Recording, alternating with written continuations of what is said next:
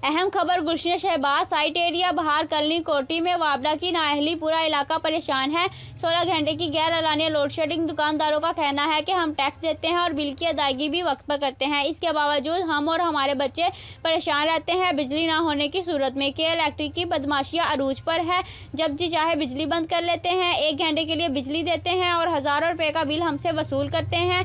जाएँ तो हम जाएँ कहाँ? यहाँ पर कोई सुनने वाला नहीं, कोई हमारा हाल नहीं। हम आला अदारों से अपील करते हैं कि के इलेक्ट्रिक का लाइसेंस मंसूख किया जाए और वापडा वालों को पाबंद किया जाए कि हमारे इलाके में प्रॉपर तरीके से बिजली दी जाए। हमायती न्यूज़ से फ़हीम अहमद आरई की रिपोर्ट। मज़ीद खबरों के लिए देखते रहें हमायती न्यूज़ HD।